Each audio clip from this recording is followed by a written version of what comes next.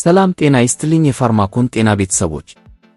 ዛሬ የምንወያይበት ርዕስ በሁለት ተቃራኒ ጎራዎች የሚመደብ ነው። በአንድ በኩል ጨጓራዬን አቃጠለኝ፣ ሆዴን ነፋኝ፣ አሲድ አገሳኝ በሚሉ ሰዎች ዘንድ ነጭ ሽንኩርት እንደ ትልቅ ጠላት ይታያል። በሌላ በኩል ደግሞ ነጭ ሽንኩርት ተፈጥሯዊ አንቲባዮቲክ ነው፣ ባክቴሪያን ይገድላል፣ ቁስል ያድናል የሚሉ በርካታ የምርምር ውጤቶች አሉ። ለመሆኑ እውነቱ የትኛው ነው? ነጭ ሽንኩርት ለጨጓራ መድኃኒት ነው ወይስ መርዝ? ዛሬ በዚህ ጥልቅ ሳይንሳዊ ትንተና ስለ ነጭ ሽንኩርትና ስለ ጨጓራ ህመም ማንም ነግሯችሁ የማያውቀውን ምስጢር እነግራችኋለን። እስከ መጨረሻው አብራችሁን ቆዩ። ወደ ነጭ ሽንኩርት ዝርዝር መረጃ ከመሄዳችን በፊት መጀመሪያ ጠላታችንን ጠንቅቀን እንወቅ። ብዙዎቻችን የጨጓራ ህመም ዝም ብሎ የሆድ መጮህ ወይም መጠዝጠዝ ብቻ ይመስለናል። ነገር ግን እውነታው ከዚያ የጠለቀ ነው። ጨጓራችን ምግብን ለመፍጨት፣ ለመሰባበር እና ጠቃሚ ንጥረ ነገሮችን ለመለየት እጅግ ኃይለኛ የሆነ ሃይድሮክሎሪክ አሲድ ያመነጫል። ይህ አሲድ ምን ያህል ኃይለኛ እንደሆነ ታውቃላችሁ? የላቦራቶሪ ጥናቶች እንደሚያሳዩት ይህ አሲድ ብረትን እንኳ የመቅለጥ አቅም ያለው ነው። ታዲያ እዚህ ጋር አንድ ትልቅ ጥያቄ ይነሳል። ይሄ ሁሉ አሲድ ጨጓራችን ውስጥ ካለ ጨጓራችን ራሱን ለምን አይበላውም? ለምንስ አይቀልጥም? ምክንያቱም ጨጓራችን ሙኮሳ የሚባል ወፍራም፣ የሚያዳልጥ እና እጅግ ጠንካራ የመከላከያ ሽፋን ስላለው ነው። ይህ ሽፋን ልክ እንደ ጋሻ ሆኖ የጨጓራችንን ግድግዳ ከአሲዱ ይከላከለዋል። ጋስትራይተስ ወይም የጨጓራ መቆጣት የሚከሰተው እንግዲህ ይህ ጋሻ ወይም የመከላከያ ሽፋን ሲቀጥን፣ ሲቆጣ ወይም በባክቴሪያና በኬሚካል አማካኝነት ሲሸረሸር ነው።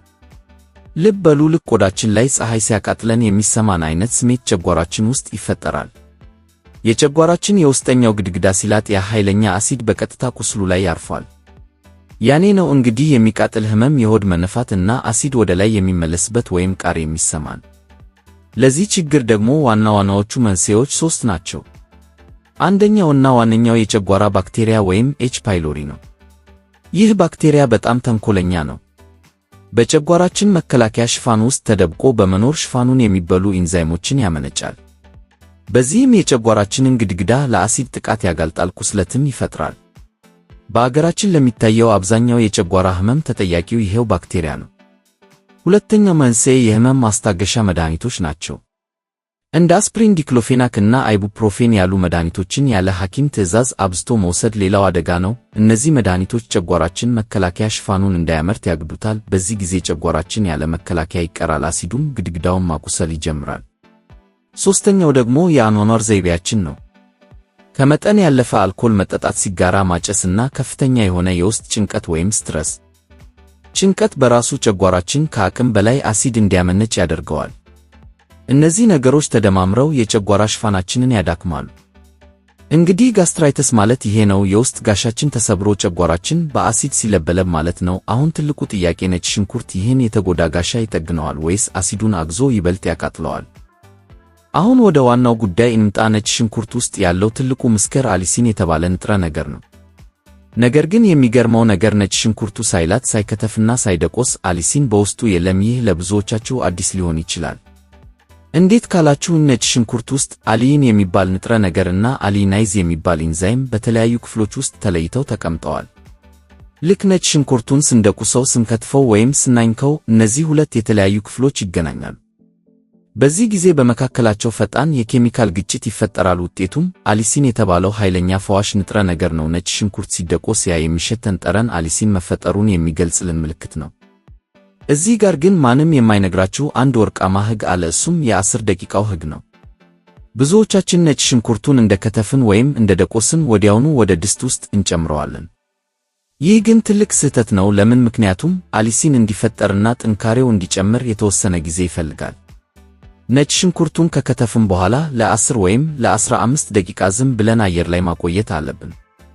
ይህ ጊዜ ኤንዛይሞቹ ስራቸውን እንዲሰሩና አሊሲን በከፍተኛ መጠን እንዲመረት እድል ይሰጣቸዋል። ጥናቶች እንደሚያሳዩት አየር ላይ ለ10 ደቂቃ የቆየ ነጭ ሽንኩርት ወዲያውኑ ከተከተፈው በብዙ እጥፍ የበለጠ የመፈወስ አቅም አለው። ሌላው ልታውቁት የሚገባው ነገር ሙቀት የአሊሲን ዋነኛ ጠላት ነው። ነጭ ሽንኩርቱን በከፍተኛ ሙቀት ውስጥ ካበሰልነው ያ አስደናቂ ፈዋሽ ንጥረ ነገር ይሞታል። ስለዚህ የነጭ ሽንኩርትን ጥቅም ለጨጓራ ሕክምና ማግኘት ከፈለግን ምግቡ በስሎ ሊወጣ ጥቂት ደቂቃዎች ሲቀሩት መጨመር ወይም ጥሬውን በተገቢው መንገድ መጠቀም የተሻለ ነው። ባጭሩ ነጭ ሽንኩርት ዝም ብሎ ተክል አይደለም፣ በትክክል ካዘጋጀነው እንደ ኃይለኛ ፋርማሲውቲካል መድኃኒት ሊያገለግለን ይችላል። አሁን ደግሞ ይህ ንጥረ ነገር ጨጓራ ውስጥ ገብቶ ከባክቴሪያ ጋር እንዴት እንደሚዋጋ እናያለን። አሁን ደግሞ ነጭ ሽንኩርት በጨጓራችን ውስጥ የሚሰራውን አስደናቂ የተፈጥሮ ተአምር እንይ። ብዙዎቻችን ነጭ ሽንኩርት የሚያቃጥል ብቻ ይመስለናል፣ ነገር ግን በትክክል ከተጠቀምንበት በጨጓራችን ውስጥ 3 ታላላቅ የጥገና ሥራዎችን ያከናውናል። አንደኛውና ዋነኛው ሥራው የተፈጥሮ አንቲባዮቲክ ሆኖ ማገልገሉ ነው። ቀደም ብለን እንደጠቀስነው ለጨጓራ ቁስለትና መቆጣት ዋነኛው ተጠያቂ ኤች ፓይሎሪ የተባለው ባክቴሪያ ነው። ይህ ባክቴሪያ እጅግ ጠንካራ ከመሆኑ የተነሳ ዘመናዊ መድኃኒቶችን እንኳ የመቋቋም አቅም አለው።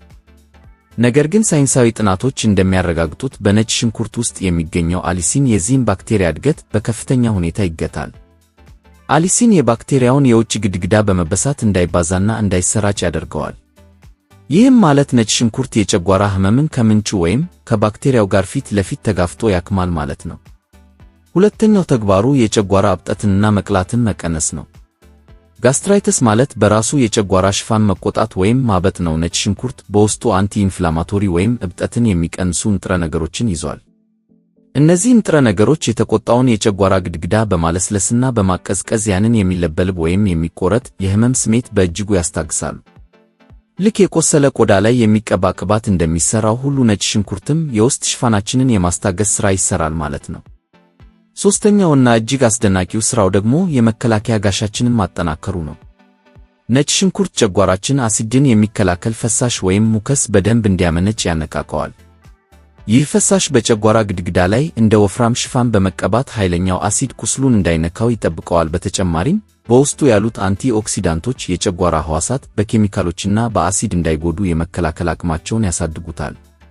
ባጭሩ ነጭ ሽንኩርት ባክቴሪያውን ይገድላል፣ እብጠቱን ያክማል፣ እንዲሁም የጨጓራ ግድግዳውን በአዲስ መከላከያ ሽፋን ይጠግናል ወይም ያጠናክራል። ይህ ሁሉ የሚሆነው ግን አጠቃቀማችን ሳይንሳዊ ሲሆን ብቻ ነው። አጠቃቀማችን ስህተት ከሆነ ግን እነዚህ ጥቅሞች ወደ ጉዳት ሊቀየሩ ይችላሉ። አሁን ወደ እናንተ ዋነኛ ጥያቄ እንምጣ። ብዙዎቻችሁ ነጭ ሽንኩርት የባክቴሪያ ጠላትና ፈዋሽ ከሆነ ለምን ታዲያ ሆዴን አቃጠለኝ ብላችሁ ትጠይቃላችሁ። እውነታው ግን ይህ ነው። ነጭ ሽንኩርት በባህሪው እጅግ ኃይለኛና አቃጣይ ንጥረ ነገር ነው። የጨጓራ ሽፋናችሁ በጣም የቆሰለ ከሆነ ወይም ከፍተኛ መላላት ካለባችሁ ነጭ ሽንኩርት መብላት በክፍት ቁስል ላይ አልኮል እንደማፍሰስ ወይም ሎሚ እንደመጭመቅ ነው። ቀደም ብለን እንዳየነው አሊሲን የባክቴሪያውን ግድግዳ የመስበር አቅም እንዳለው ሁሉ አስቀድሞ የተጎዳውን የጨጓራ ግድግዳም የመለብለብ ባህሪ አለው። ለዚህ ነው ነጭ ሽንኩርት በጨጓራ ሕክምና ውስጥ ባለ ሁለት ስለት ሰይፍ የሚባለው። በአንድ በኩል ኤች ፓይሎሪ የተባለውን ባክቴሪያ ይገድላል፣ በሌላ በኩል ደግሞ ክፍት ቁስል ካለ ያቃጥላል። በተለይ ደግሞ በባዶ ሆድ ጥሬ ነጭ ሽንኩርት መውሰድ የጨጓራ በርን በማላላት አሲድ ወደ ላይ እንዲመጣ እና የቃጠሎ ስሜቱ ይበልጥ እንዲበረታ ያደርገዋል። በተጨማሪም ነጭ ሽንኩርት በውስጡ የያዘው ሰልፈር ጋዝ ሊፈጥር ስለሚችል የሆድ መነፋት እና ምቾት የማጣት ስሜት ሊያስከትል ይችላል። ስለዚህ የጨጓራ ህመማችሁ በጣም በበረታበት እና ቁስሉ ትኩስ በሆነበት ሰዓት ጥሬ ነጭ ሽንኩርት መጠቀም በጭራሽ አይመከርም። ያስታውሱ፣ ዋናው ዓላማችን ጨጓራችንን ማዳን እንጂ ማቁሰል አይደለም። ብዙ ሰዎች ጥቅሙን ብቻ አስበው እያቃጠላቸውም ቢሆን በግድ ለመውሰድ ይሞክራሉ። ይህ ግን ለጊዜው ጉዳቱን ሊያባብሰው ይችላል። ታዲያ ጥቅሙን ሳናጣ ጉዳቱን ወይም ያንን የሚያቃጥል ስሜት እንዴት መቀነስ እንችላለን? ነጭ ሽንኩርትን ለጨጓራ መድኃኒት እንዲሆን አድርገን የምንጠቀምባቸው ሳይንሳዊ ዘዴዎች ምንድን ናቸው? ወደሚቀጥለው ክፍል እንለፍ። አሁን ደግሞ ወደ ዋናው መፍትሄ እንምጣ። የነጭ ሽንኩርትን የጤና በረከቶች እያገኘን ያንን የሚያቃጥል ስሜት እንዴት ማስቀረት እንችላለን? ጨጓራችሁ እሱ ቢሆንም እንኳ እነዚህን 4 ሳይንሳዊ ዘዴዎች በመጠቀም ውጤት ማግኘት ትችላላችሁ። አንደኛው ዘዴ እንደ ኪኒን በውሃ መዋጥ ነው። ነጭ ሽንኩርቱን በደቃቁ ከከተፋችሁ በኋላ አሊሲን እንዲፈጠር ለ10 ደቂቃ ቆዩት። ከዚያም ያንን የተከተፈ ነጭ ሽንኩርት ሳታኝኩት ልክ እንደ ኪኒን በአንድ ብርጭቆ ውሃ ዋጡት። ይህ ዘዴ ነጭ ሽንኩርቱ በአፎ በጉሮሮ እና በምግብ ቧንቧው ላይ የሚያደርሰውን ንክኪ ስለሚቀንስ የቃጠሎ ስሜቱን በእጅጉ ያስታግሰዋል። ሁለተኛው ዘዴ ከማር ጋር መቀላቀል ነው። ይህ እጅግ ውጤታማ ዘዴ ነው። ማር በተፈጥሮ ጨጓራን የማለስለስ የማቀዝቀዝ እና ሽፋኑን የመጠገን ከፍተኛ አቅም አለው። አንድ የሻይ ማንኪያ ንጹህ ማር ካዘጋጃችሁ በኋላ የተከተፈውን ነጭ ሽንኩርት አዋህዳችሁ መውሰድ። ማሩ ልክ እንደ መከላከያ ጋሻ ሆኖ ነጭ ሽንኩርቱ በቀጥታ የጨጓራ ግድግዳን እንዳያቆስል ይረዳዋል። ሦስተኛውና ወርቃማው ሕግ በጭራሽ በባዶ ሆድ አትውሰዱ። ነጭ ሽንኩርት ለጨጓራ ህመምተኞች በባዶ ሆድ መወሰድ የለበትም። ሁልጊዜም በምግብ መሃል ይሁን። ግማሽ ያህል ምግብ ከተመገባችሁ በኋላ ነጭ ሽንኩርቱን ወስዳችሁ የቀረውን ምግብ ቀጥላችሁ መብላት። ይህ ዘዴ ነጭ ሽንኩርቱ በምግብ እንዲከበብ እና ከጨጓራ ሽፋን ጋር ያለው ንክኪ እንዲቀንስ ያደርገዋል።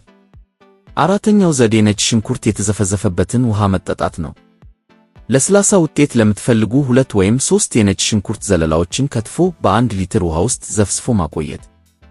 ቀኑን ሙሉ ያንን ውሃ እየተጎነጩ መዋል ከፍተኛውን ጥቅም ያለምንም ቃጠሎ ለማግኘት ይረዳል። እዚህ ጋር ግን አንድ ትልቅ ማስጠንቀቂያ አለ። እነዚህን ሁሉ ዘዴዎች ተጠቅማችሁ እንኳ በሰውነታችሁ ላይ ምቾት የማይሰማችሁ ከሆነ ወዲያውኑ አጠቃቀሙን አቁሙ። ሁልጊዜም ሰውነታችሁ የሚሰጣችሁን ምልክት አዳምጡ። ቃጠሎ ወይም ቁርጠቱ የሚቀጥል ከሆነ የጨጓራ ሽፋናችሁ ገና አልጠገገም ወይም ለነጭ ሽንኩርት አልተዘጋጀም ማለት ነው። በዚህ ጊዜ ራሳችሁን አታስገድዱ። በነጭ ሽንኩርት ፋንታ ለስላሳ እና ጨጓራን የሚያክሙ አማራጮችን መጠቀም ይኖርባችኋል። ያስታውሱ፣ ጤናችሁ ከምንም በላይ ቅድሚያ ሊሰጠው የሚገባ ታላቅ ሀብታችሁ ነው። እንግዲህ የዛሬው ዝግጅታችን ይህንን ይመስል ነበር። ነጭ ሽንኩርት የተፈጥሮ ድንቅ መድኃኒት ቢሆንም አጠቃቀማችን ግን ጥንቃቄ የተሞላበት መሆን አለበት። ይህ መረጃ ጠቃሚ ሆኖ ካገኘችሁት ለወዳጅ ዘመዶ ሼር ማድረጉን እንዳይረሱ። የፋርማኮን ጤና ቤተሰብ ካልሆናችሁ ደግሞ አሁኑኑ ሰብስክራይብ በማድረግ የጤና መረጃዎችን ያግኙ። በሚቀጥለው ቪዲዮ እስክንገናኝ ድረስ ጤናችሁ ተጠብቆ በደስታ ቆዩልኝ። ፋርማኮን ጤና ለተሻለ ሕይወት ሳይንሳዊ መፍትሄ። ቻው።